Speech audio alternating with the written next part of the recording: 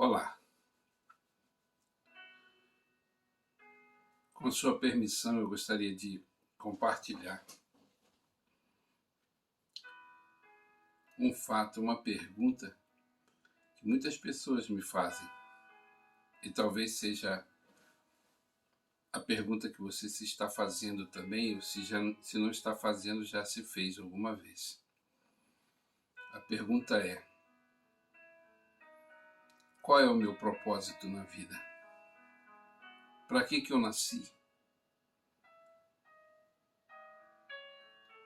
Qual é o motivo de eu ter sido criado?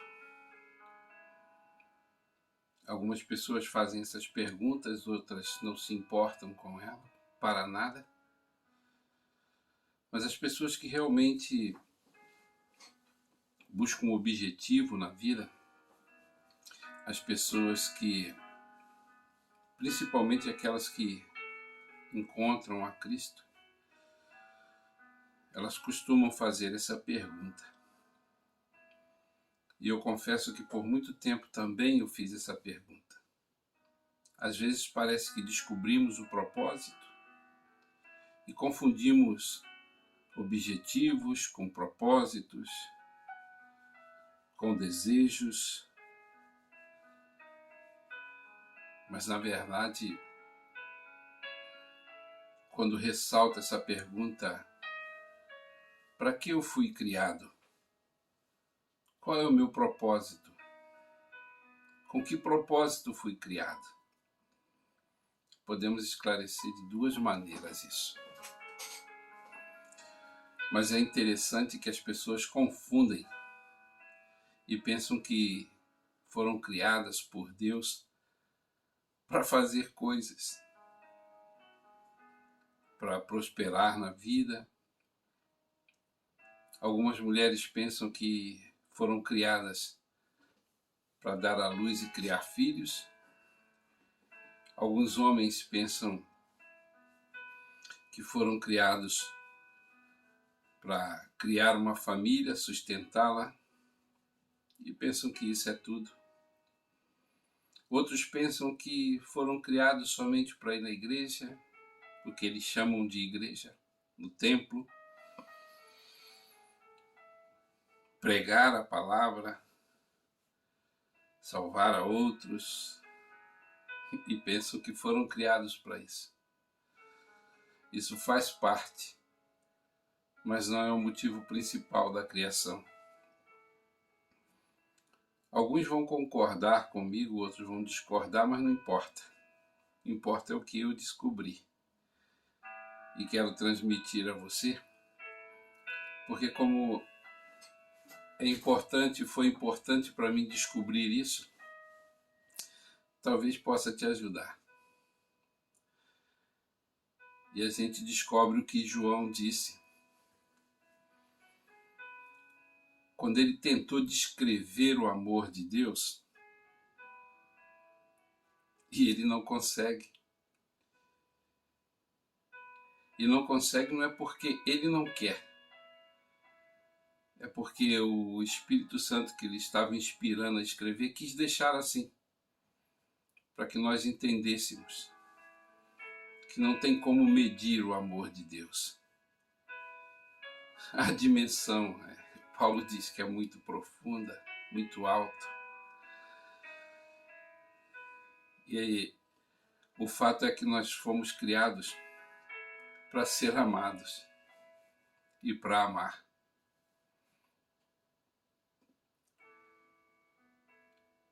O restante são consequências.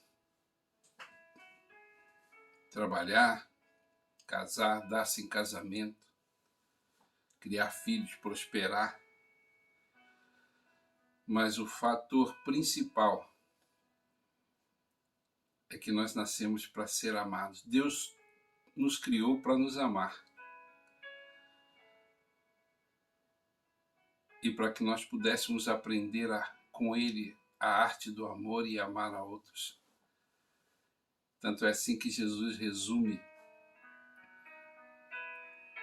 os mandamentos em 2.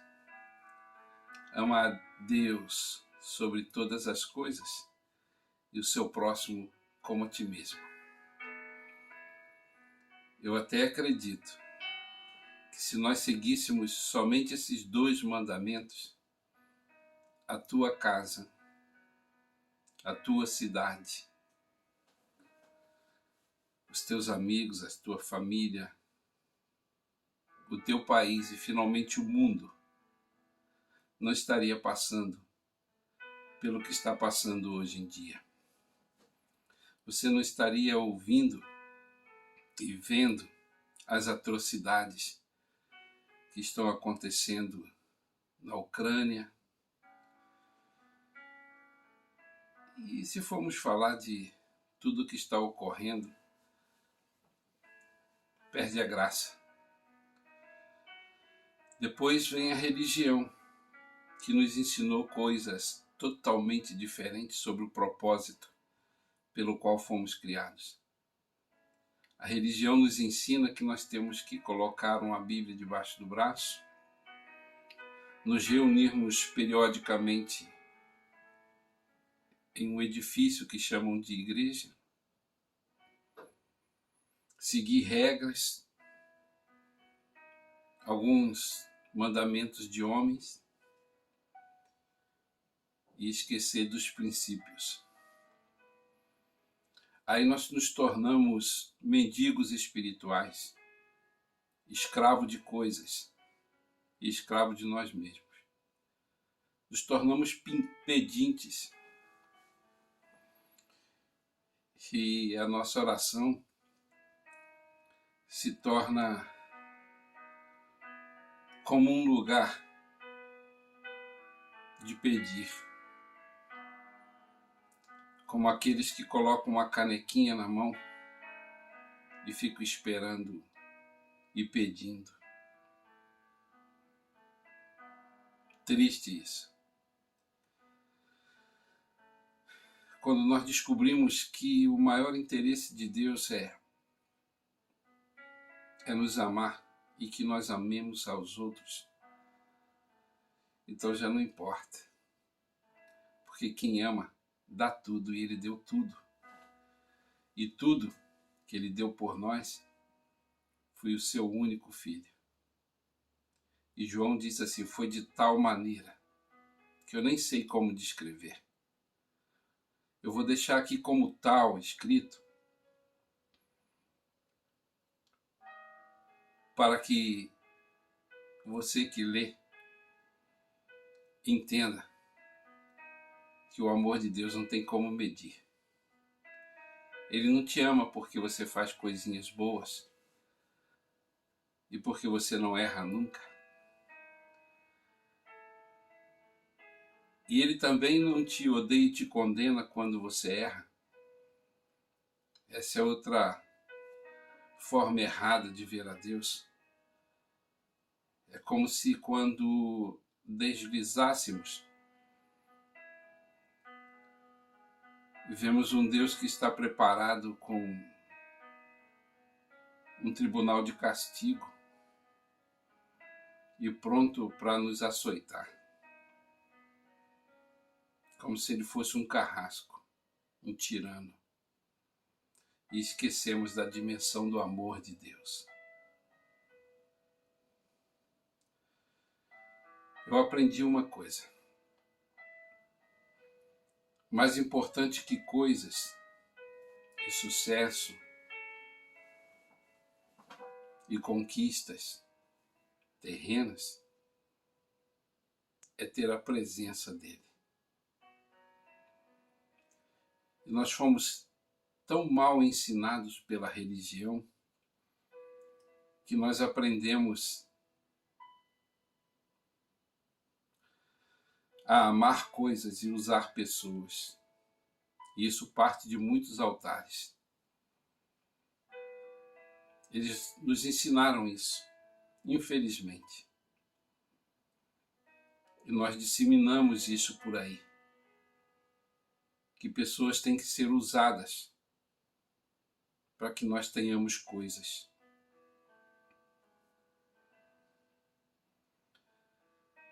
Quando você aprende que Deus tem a necessidade de te amar e de ser amado, você deixa de vir a Ele quando as coisas estão ruins, ou deixa de vir a Ele como apenas um pedinte, como se Deus fosse um escravo seu, um serviçal. Talvez uma despensa onde você, quando necessita algo, corre ali para se satisfazer. Quando você aprender o seguinte, que se você tiver que ter sucesso, que seja na presença dele. Mas se tiver que morrer, que seja na presença dele. Porque o amor de Deus, ele preenche todas as coisas e sabe que Jesus é suficiente. Quando tudo te falhar, você pode ser completado pelo amor de Deus.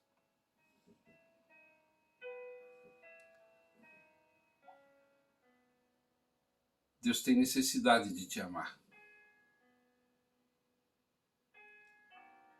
E se você anda na superfície da religiosidade, te aconselho que você busque ter intimidade com Deus.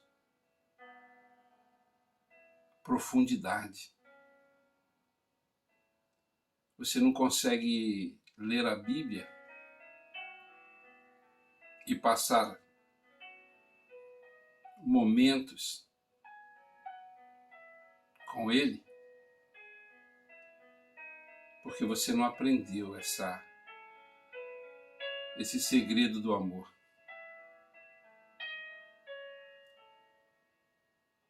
E você vem só para falar, e você pensa que vir orar é falar e pedir, e logo se levantar e sair. Aí você depois sente que simplesmente foi como se estivesse falando com um pedaço de pau e não vê resultado e pergunta por que eu não ouço a voz de Deus. É porque te falta intimidade com Ele. Você é um falador. E a palavra diz que melhor coisa é ouvir do que falar. E é mais sabedoria no ouvir do que falar.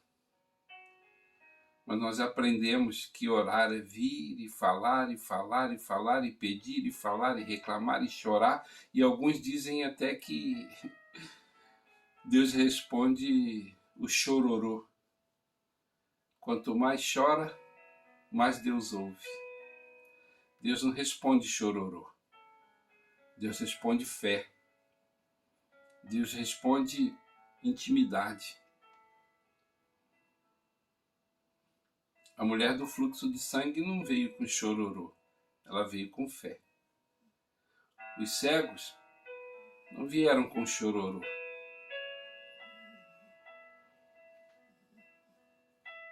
Eu te aconselho a abandonar a religiosidade e fazer uma mudança de mentalidade. E ao invés de vir a Deus como pedinte, venha a Ele como seu Pai. Alguém que te ama profundamente. Alguém que foi capaz de dar o seu único filho por você, só porque te ama. E a única coisa que Ele quer é ser amado e amar você.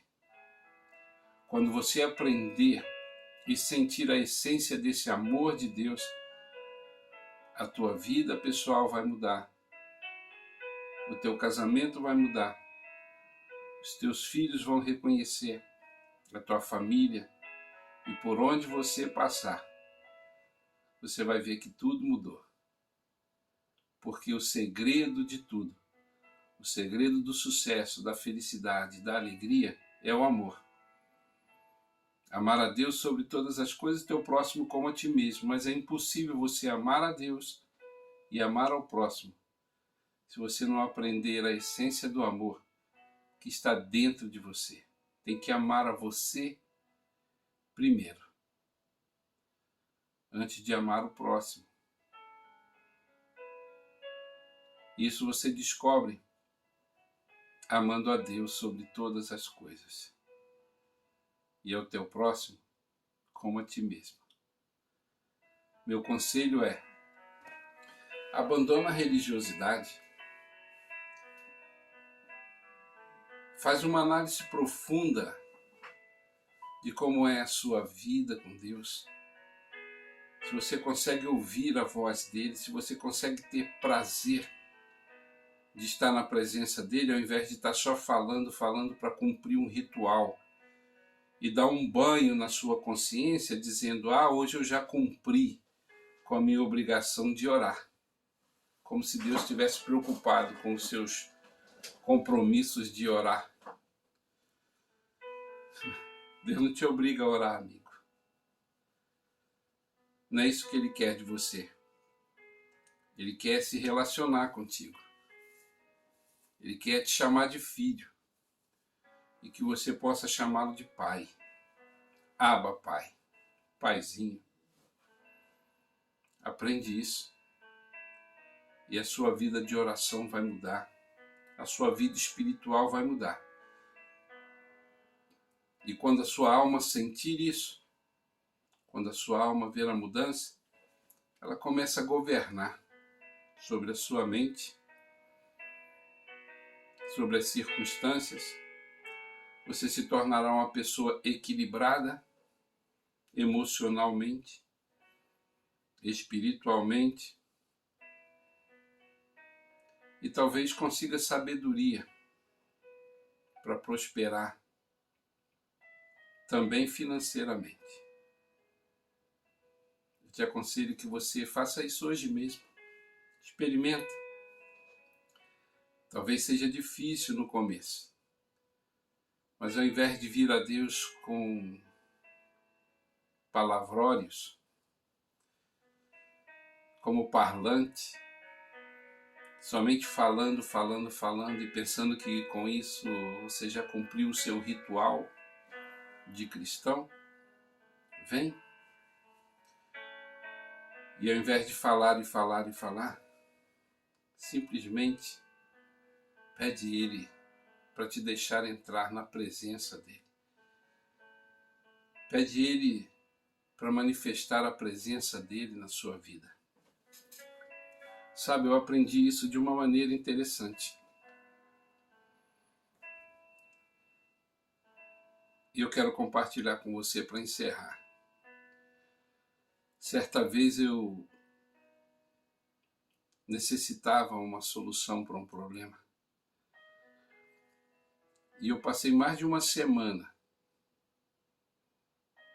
pedindo e orando, dessa maneira, orando, pedindo, falando, e buscando de um lado e do outro. E quando parecia que não tinha mais solução nem saída, no fundo eu já estava desistindo, eu simplesmente entrei no quarto e, como eu já tinha pedido tanto, eu parei de pedir. E eu só agradecia. Que você acredite ou não, eu estava de joelhos, com a boca no pó, agradecendo.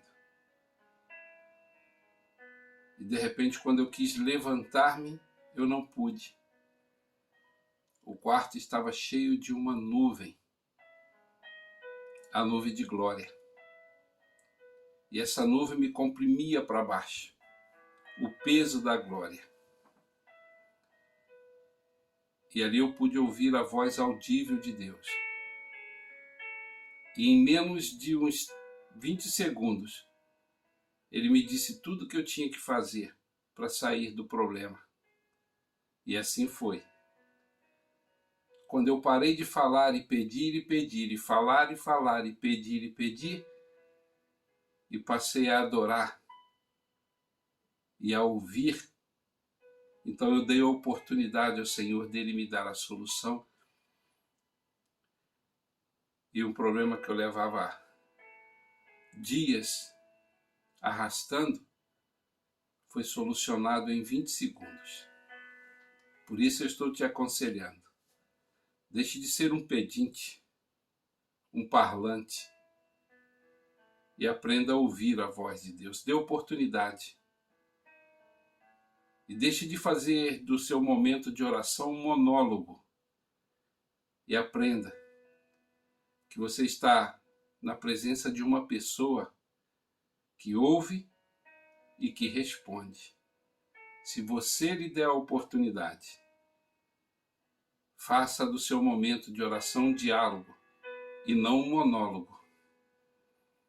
E você vai ouvir a voz de Deus. E a sua vida espiritual vai mudar, a sua vida vai mudar.